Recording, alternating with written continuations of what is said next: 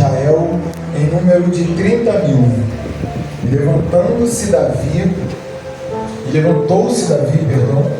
e partiu com todo o povo que tinha consigo de Baalá de Judá, para levarem dali para cima a arca de Deus, sobre a qual se invoca o nome do Senhor dos Exércitos, para que se assenta entre os querubins. Aleluia. Versículo 3: E puseram a arca de Deus em carro novo, e a levaram da casa de Abinadab, que está em Geba. E Uzá e Aiô, filhos de Abinadab, guiavam o carro novo. Amém? Pode sentar, glorificando ao Senhor. Aleluia. Glória a Deus. Bom, o texto que nós lemos aqui é um texto muito conhecido, e o Senhor tem ministrado ao meu coração através dele desde ontem. E eu quero dividir um pouquinho daquilo que o Espírito Santo tem falado comigo através dele com você. Nós estamos nesse cenário aqui, no cenário de início do reinado de Davi. Oh, glória! Davi começa agora a reinar em Israel. Ele está no início do seu reinado, mas a gente sabe que a chamada de Davi para reinar sobre Israel não começa quando Davi se assenta no trono. O capítulo anterior diz que quando Davi tinha 30 anos, ele se assenta no trono de Israel. Mas a palavra liberada e a escolha de Deus não começa quando Davi tem 30, mas quando Davi tem cerca de 16 anos. No primeiro livro do profeta Samuel, no capítulo 16, a gente vai ver o Senhor escolhendo Davi para ser Aleluia. O substituto ou o sucessor do trono que Saul estava sentado. No capítulo 15 do 1 Samuel, o Senhor vai dar uma chance para Saul, para que Saul pudesse mudar a trajetória, mudar o comportamento e passar a se comportar como um obediente à palavra do Senhor. O Senhor vai dar a Saul a chance de ir até os amalequitas e acabar com aquele povo, porque essa é a ordem que o Senhor tinha dado para ele. O Senhor se lembra do que os amalequitas tinham feito a Israel, a seu povo, e decide então acabar com os amalequitas. Mas a gente conhece essa história. Saul decide não fazer do jeito que o Senhor tinha mandado ele fazer. Meu Deus! E quando ele chega nos amalequitas, ele destrói todo o povo, como o Senhor tinha lhe ordenado a fazer, mas ele poupa a vida de Agag, o rei dos amalequitas, e ele também poupa os melhores animais. E decide trazer Agag e os melhores animais para dentro de Israel. E aí a palavra do Senhor vai dizer que o Senhor fala com Samuel, e Samuel vai até Saul, se encontra com Saul e dá algumas orientações a ele. Saul vai se mostrar a Samuel como alguém que tinha obedecido. Inclusive as palavras que saem da boca de Saul fiz conforme a palavra do Senhor. Meu Deus. Só que ele é repreendido por Samuel, porque Samuel vai olhar para Saul e vai dizer: eu estou ouvindo rugido de boi, eu estou ouvindo barulho de ovelhas. E aí ele começa a tentar transferir a decisão para o povo, dizendo que tinha escolhido os melhores animais dos amalequitas, porque o povo tinha induzido ele a fazer isso, porque sabiam que Deus gostava de receber sacrifício. Essa expressão que Samuel vai usar em 1 Samuel capítulo 15 é uma expressão que aparece cerca de 11 vezes na Bíblia. É melhor obedecer do que sacrificar. É isso que Samuel vai liberar para Saul, dizendo: porventura o Senhor se agradaria mais do sacrifício do que da obediência? Porque Saul em sua mente está dizendo: eu sacrifico porque Deus gosta de sacrifício. Só que embora Deus goste de sacrifício, na lógica de Deus não existe sacrifício que substitua a obediência. Eu quero começar a pregar aqui agora. Por que, pastor? Porque Saul tem em mente que oferecer sacrifício encobre a sua desobediência. O que passa na mente de Saul eu mas se eu sacrifico, o Senhor me alivia. Eu faço o que eu quero, mas se eu sacrifico, eu substituo a desobediência. Mas eu creio que tem pelo menos 3 crentes ligados comigo aqui nessa noite, que entendem que embora Deus goste de sacrifício, o sacrifício não pode ausentar da obediência. Eu vou pregar algo que o Senhor me conduziu a pregar aqui nessa noite. Eu quero começar a dizer a alguém aqui neste lugar que não exista sacrifício, não existe esforço e não existe entrega excessiva que vai fazer com que a desobediência passe desapercebido aos olhos do Senhor. Glórias a Deus. Saul está olhando e dizendo: vou sacrificar e Deus nem vai perceber que eu desobedeci. Aí o Senhor prepara uma sexta-feira como essa aqui para dizer que o teu sacrifício não esconderá a tua desobediência. É melhor obedecer do que sacrificar. Todo sacrifício entregue para Deus precisa vir pós a atitude de obediência.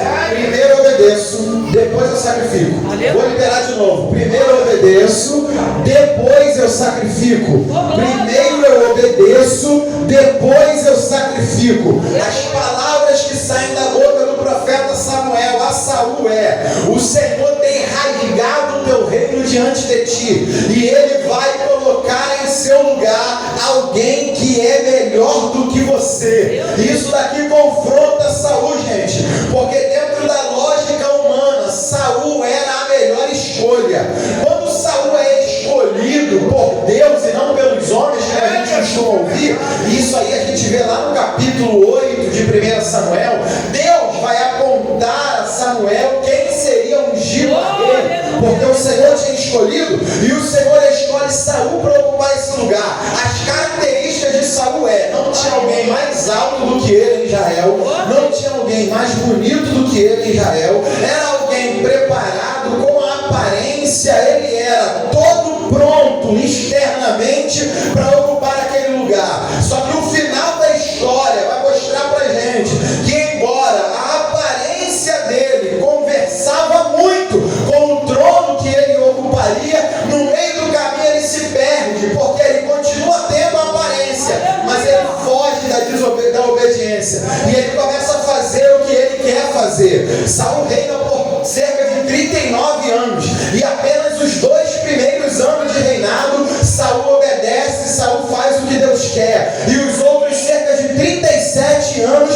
Saul está desobedecendo, fazendo a tua própria vontade, ainda está sentado no trono, mas já não mais agrada o Senhor, e é por isso que o Senhor repreende a Samuel, porque Samuel é um homem de Deus, pastor Leandro, e vai dizer assim: por que você ainda está tendo dó de Saul, se eu já o rejeitei? O que o Senhor está dizendo para Samuel é: Samuel, para de orar agora, porque eu já tomei minha decisão. São 37 anos de chance, mas ele quer continuar na desobediência. E deixa eu te dizer uma coisa aqui nesta noite: sempre haverá alguém melhor do que o desobediente para ocupar o lugar. Isso aqui só prova que o Senhor não corre atrás de habilidosos, o Senhor corre atrás de obedientes.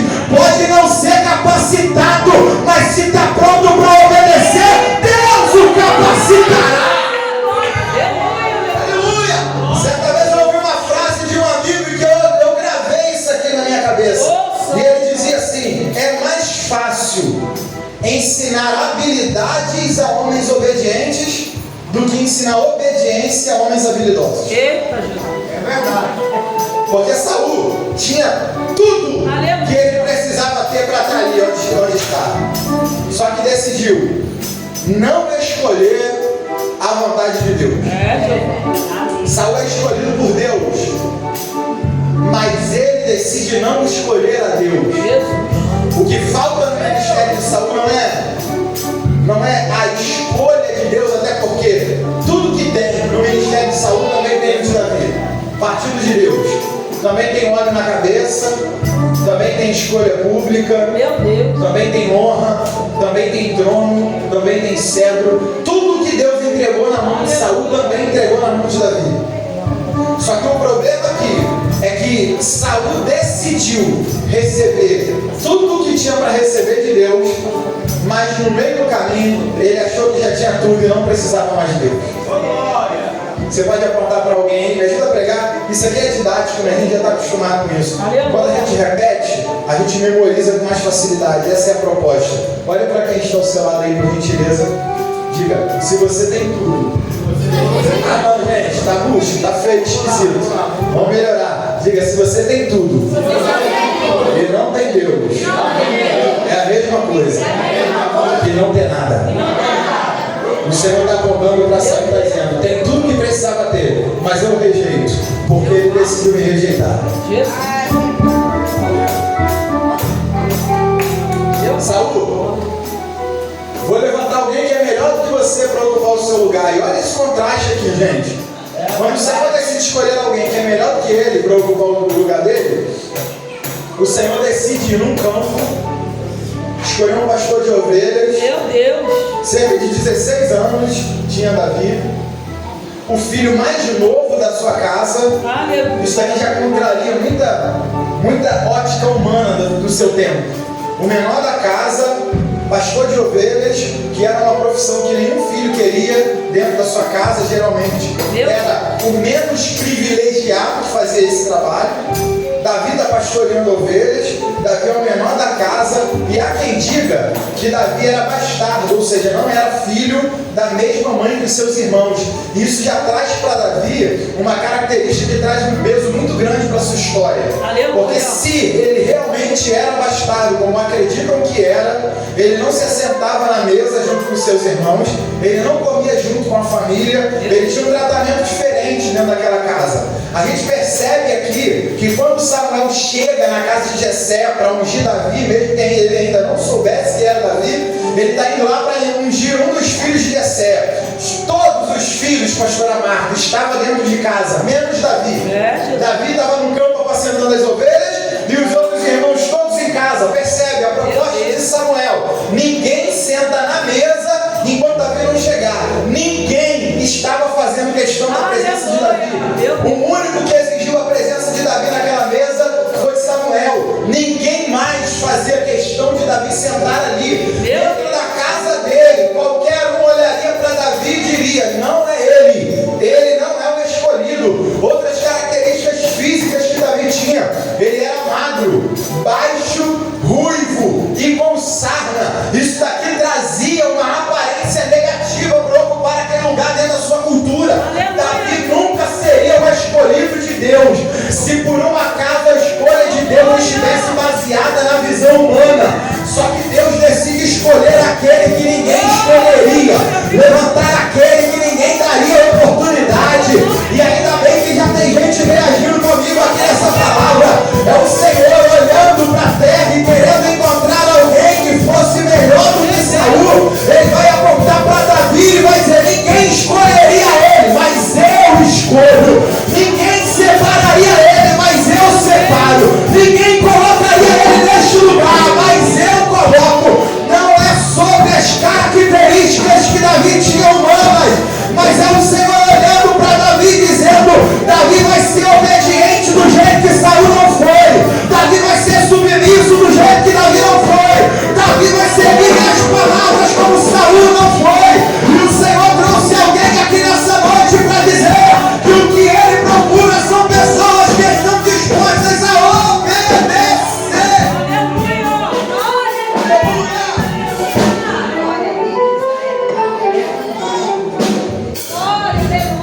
O que precisa na nossa geração não são habilidosos, porque habilidosos tem muito, gente. O que a nossa geração precisa não é de gente que tem habilidade, de gente que fala muito bem, de gente que faz muito bem. O que a nossa geração precisa de crente que está disposto a obedecer a palavra dele, a fazer a vontade dele. Glória a Deus, a seguir a direção dele. E eu não sei se tem pelo menos 2 crentes obedientes aqui nessa noite, mas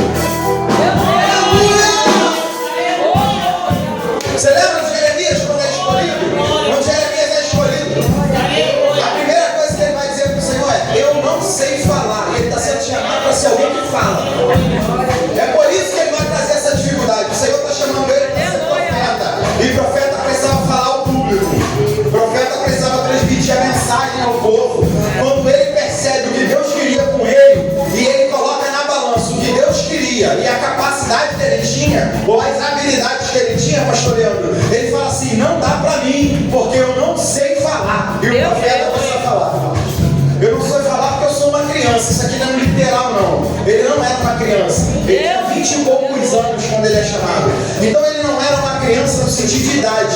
Quando ele diz assim, eu ainda sou uma criança, algumas outras traduções dizem, eu ainda sou um menino, ele está falando de preparo. Ele está falando sobre capacidade. Ele está falando sobre oratória. Eu sou pequeno demais para essa chamada. Só que o Senhor vai interromper ele e vai dizer assim, ô Jeremias, não fala que tu és uma criança, porque aonde eu te mandar tu irás. Percebe que a primeira coisa que o Senhor vai dizer é, aonde eu mandar ir, você vai, mesmo que ele não soubesse falar direito. Se o Senhor deu a direção, ele precisava seguir ela, e tudo aquilo que eu mandar você falar, falarás.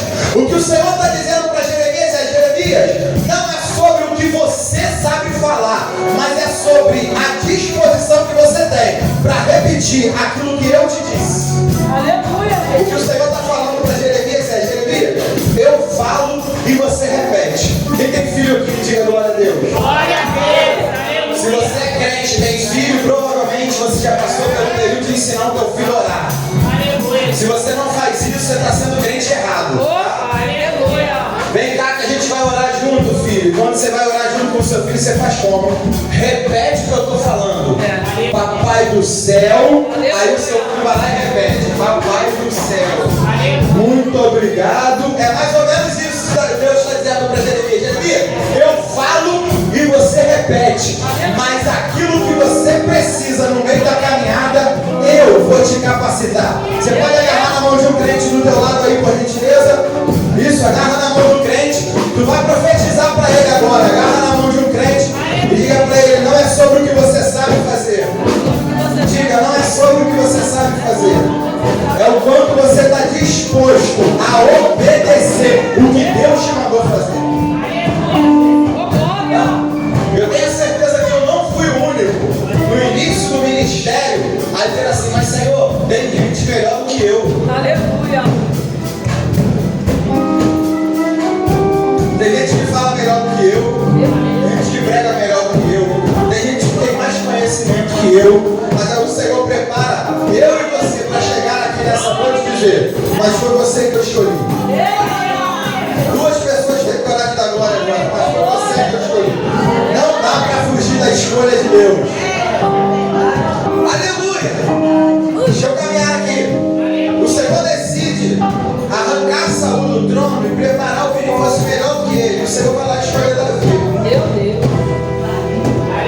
Samuel vai olhar para Jessé e vai dizer assim, traga esse jovem que está lá no campo, porque nós não nos assentaremos à mesa enquanto ele não chegar aqui. Aí a palavra do Senhor vai dizer que Davi chega e o Senhor direciona Samuel e diz assim, Samuel, é esse que você vai ungir. Aí a Bíblia diz que Samuel vai ungir ele diante dos seus irmãos. Todos estão ali ao redor, vendo a escolha de Deus com relação a Davi. Davi é ungido, mas no versículo 13, no capítulo 16 de 1 Samuel, Glória. o texto vai dizer assim, e ungiu diante dos seus irmãos, e o Espírito do Senhor se apoderou de Davi. Esse versículo aqui me chamou muito a atenção. Por que, pastor? Porque o texto faz questão de dizer que quando Davi aceita a escolha de Deus, ou seja, ele se ajoelha para receber essa unção, ele é ungido. E naquele momento, presta atenção aqui, naquele momento, o Espírito do Senhor se apoderou de Davi. Pastor, o que é se apoderar? Se apoderar é tomar posse. Glória. É tomar para si. O que o Senhor está fazendo aqui é, eu estou escolhendo Davi, mas a partir de agora Davi é meu. Não, agora vai apertar, mas eu sei que vai direcionar alguém. Meu Deus. O Senhor está apontando para Davi e está dizendo, a partir de agora, quando Davi aceita a minha escolha, Davi não faz mais o que quer fazer. Não vai aonde quer ir. Não escolhe as ordens que vai obedecer. Eu preciso entregar isso porque o Espírito Santo me mandou falar isso aqui para alguém nessa noite. Quem é escolhido de Deus não pode mais ter opções de escolher o que quer. Aleluia. Eita Deus, aleluia. Eu não acredito na doutrina da predestinação, porque eu acredito no livre-arbítrio, mas o livre-arbítrio é só até o dia em que você decide escolher Jesus. Aleluia. O teu livre-arbítrio vai até o momento em que você diz assim: hoje eu entrego minha vida para Jesus. Entregou para Jesus, acabou o teu livre-arbítrio. Você decidiu não decidir mais. Aí Jesus toma posse de você e você passa a ser dele. É por isso que o Senhor preparou essa noite aqui, para fazer eu gritar para alguém aqui e dizer: se entregou para mim, não deveria estar escolhendo, só deveria estar obedecendo a ordem.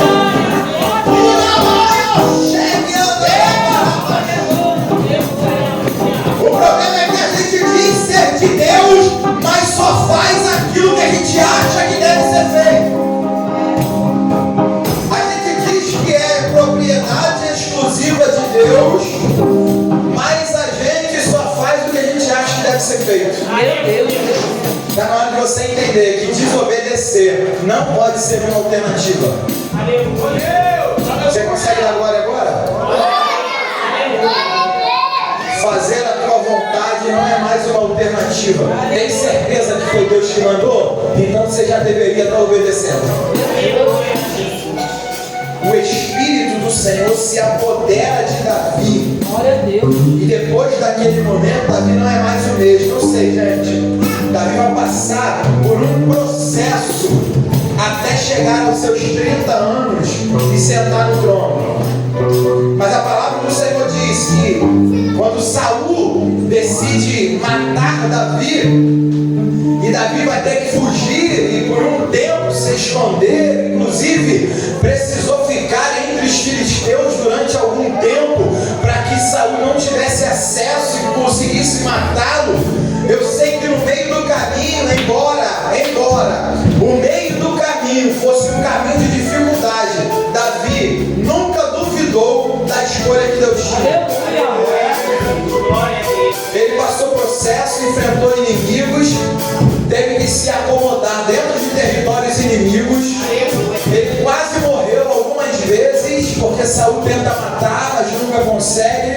Eu sei que ele precisou de algumas alianças no meio do caminho, mas ele sempre entendeu que o Senhor tinha o escolhido. E olhe para cá, os processos que você atravessa não podem fazer com que você duvide daquilo que Deus tem contigo. Alguém recebeu essa direção de Deus aqui? O vento sopra e a primeira coisa que a gente faz é perguntar: Senhor, será que o Senhor me escolheu mesmo? É porque a gente tem costume de achar que o escolhido de Deus terá um caminho favorável, um caminho de facilidades. Mas Senhor, se eu sou escolhido, a porta deveria estar aberta. Se eu sou escolhido, as coisas não deveriam estar assim. Se eu sou escolhido, o vento não deveria estar soprando. Aí o Senhor me trouxe aqui para dizer para alguém: esse processo te arranca do propósito, ou você continua acreditando no Deus que te escolheu?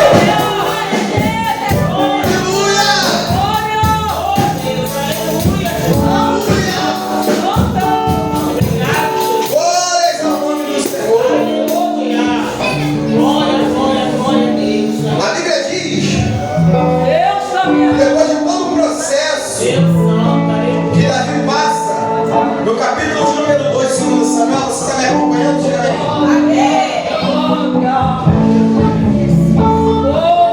depois de todo o processo que Davi passa, no capítulo de número 2, ele é aclamado rei de Judá. Olha para cá e preste atenção nisso aqui. Ele é colocado para reinar em Judá. E Judá, eu quero só simplificar aqui para a gente entender. Judá era uma cidade pequena, poucas condições e recursos.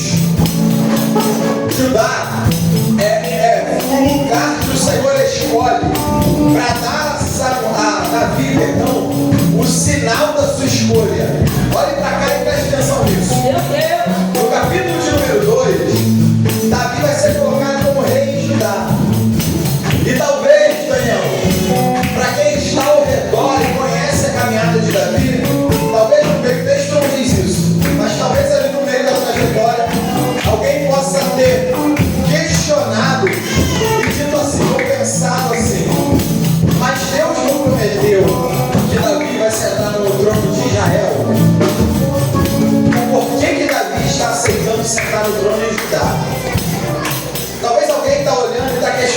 dizendo: isso daí não é o que Deus prometeu. O que Deus prometeu foi Davi sentar no trono em Israel, reinar diante de uma nação. Glória a Deus, né? E agora, Davi está sendo colocado para sentar no trono em Judá. Se nós fôssemos comparar o trono de Israel com o trono de Judá, o trono de Israel é algo muito maior do que o trono de Judá. Alguém está apontando para Davi e está dizendo: vamos colocar ele aqui. Mas se Davi não tem visão de Deus, Davi olharia e diria: isso aqui é pequeno demais. Não foi isso que o Senhor me prometeu. Não foi aqui que o Senhor me escolheu para estar. Só que aprenda uma coisa aqui, gente. Davi, pela primeira vez, está reinando. Está mais perto daquilo que o Senhor tinha ordenado e tinha liberado para a vida dele. Só que o que Davi precisa aprender aqui no capítulo 2, e eu entendo que Davi conseguiu aprender o que precisava aprender, é que não é porque a palavra de Deus é para me colocar em tronos grandes que eu devo desprezar os pequenos que me são confiados. Davi está olhando para o trono de Judá, mas está dizendo: isso daqui não é o que Deus me prometeu ainda, mas é aquilo que Deus está me entregando hoje. Alguém conseguiu entender? Davi está sentando na cadeira pequena, mas está dando o melhor que ele pode dar, fazendo o melhor que pode fazer e servindo da melhor forma que pode servir. Por quê, pastor? Porque quem não está se dedicando e sendo fiel a Deus nas cadeiras pequenas nunca estará preparado para sentar em grandes cadeiras. Eu não estou falando de cargos aqui não, gente. E essa escadinha dos cargos eclesiásticos foi criada pelo homem para organização. Isso não é bíblico. Não existe um cargo que é maior do que o outro. Existem cargos de autoridades diferentes e de papéis diferentes. O que eu estou dizendo aqui é que nem sempre aquilo que Deus prometeu a você chegará de forma imediata e pronta nas tuas mãos. Ele te fará galgar por lugares menores para te levar até o lugar que Ele prometeu. A liderança de Davi não começa no trono de Israel. Primeiro ele tem que liderar ovelhas como pastor. Depois ele vai ter que liderar homens levianos na caverna de Adulão. Depois o Senhor vai entregar para ele o trono de Judá, para então Deus colocar ele no trono de Israel. Respeita as fases que o Senhor está te conduzindo e faça o melhor que você tem para fazer, porque a forma que você serve neste lugar pequeno vai mostrar para Deus o quanto você está preparado para sentar no lugar grande. Tem coragem de dar olha aqui agora? Quem não é fiel a Deus nas portas pequenas não está preparado para atravessar por grandes portas. Quem não é fiel a Deus nas oportunidades pequenas não está pronto para receber grandes oportunidades. Você consegue entender isso? Deixa eu concluir aqui. Olha só. Davi é colocado rei em Judá no capítulo 2. E no capítulo de número 5 de 2 Samuel, ele então vai viver o cumprimento da promessa e vai sentar no trono de Israel. Eles estão lembrando da unção e da escolha de Deus com relação a Davi, e a Bíblia diz que vão buscar Davi para dizer: Davi, o lugar é teu, porque o Senhor te escolheu. Esse lugar aqui foi o Senhor que separou para você. Capítulo 5, ele senta no trono de Israel. Capítulo 6 é o capítulo que nós lemos, e eu vou encerrar aqui. Você me ouve? Diga amém. Davi já está sentado no trono. Davi já está no lugar que o Senhor tinha prometido para ele, Daniel. Davi já chegou no cumprimento da promessa. Só que quando Davi senta no trono, Davi percebe que ele precisava tomar uma atitude. E a primeira atitude importante que Davi vai tomar é aqui no capítulo 6. Davi decide trazer a arca de Deus de volta para Jerusalém. Davi vai preparar 30.000 homens para ir até a casa de Abinadab para trazer a arca. Só que olhe para cá e preste atenção nisso aqui. E você vê a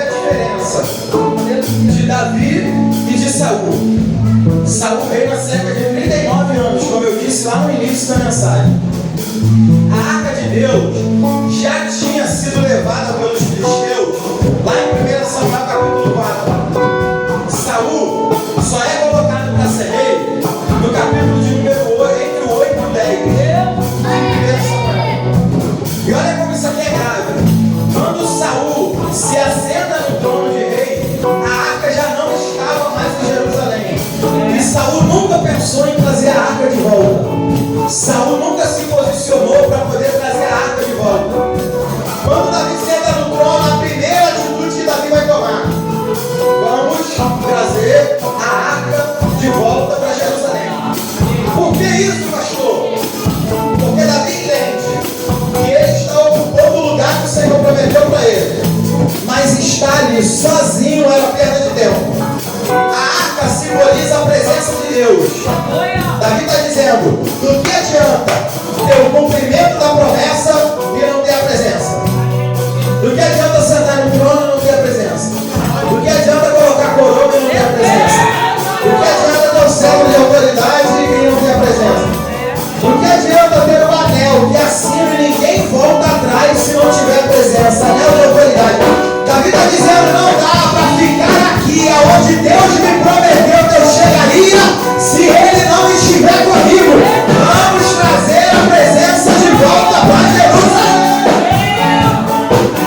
Davi vai fazer uma reforma no seu reinado, na intenção de fazer com que todos voltem a buscar o Senhor, porque Davi entende que promessa cumprida só é se quem prometeu está junto comigo. Tem muita gente sentada em trono que já perdeu a presença, mas deixa de priorizar a presença para priorizar o trono.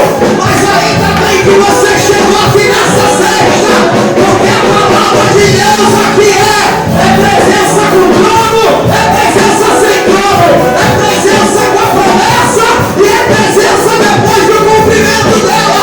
A minha prioridade ainda é a presença.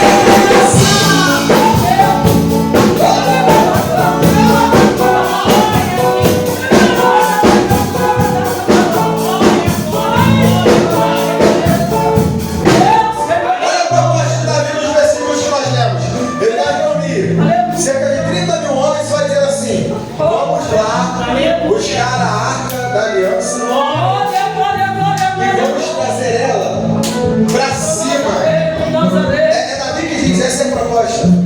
Vamos trazer ela para cima.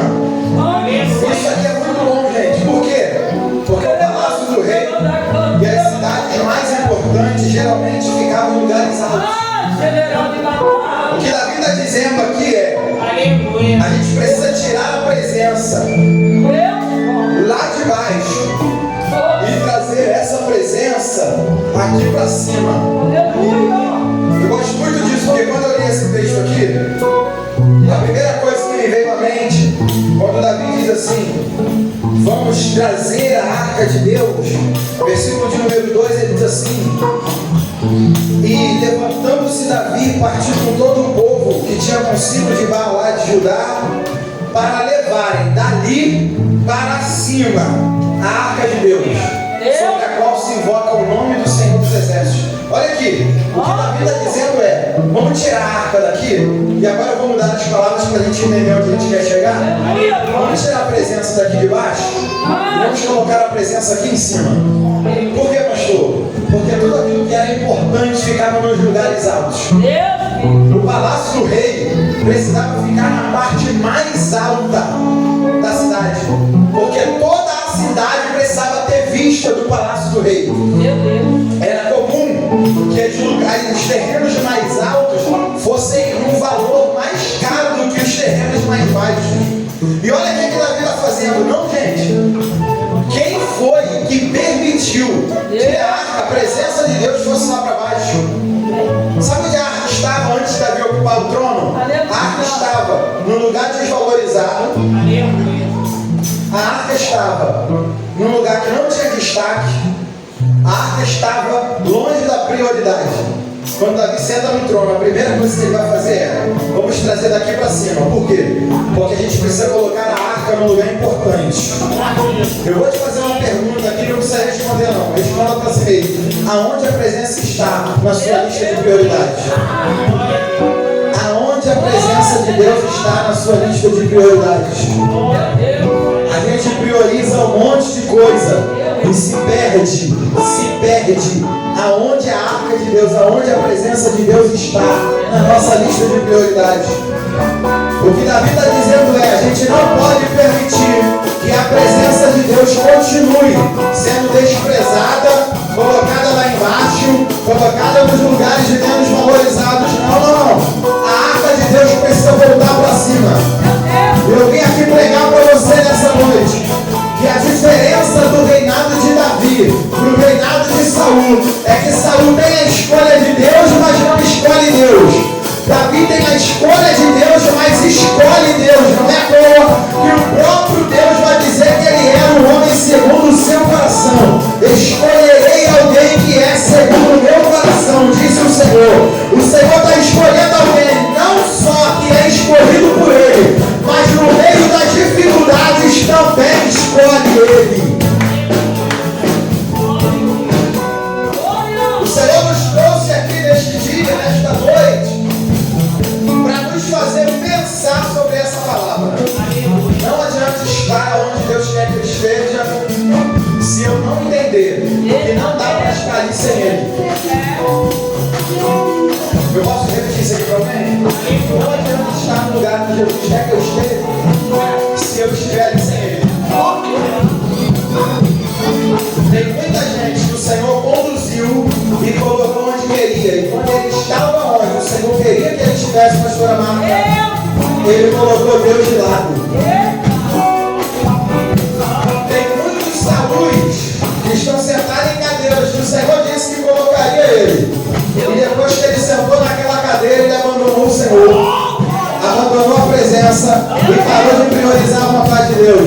Mas ainda bem que tem crentes reunidos aqui nessa sexta que não priorizam promessa, mas priorizam presença.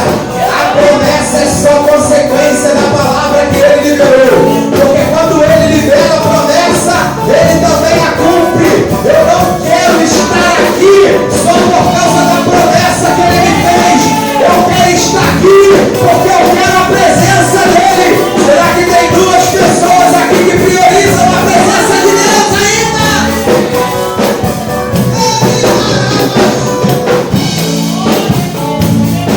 Aleluia! Aleluia! Deixa eu te perguntar isso aqui de novo, você vai responder para você mesmo. Onde a presença de Deus está na sua lista de prioridades? Deus abençoe, agradeço a oportunidade.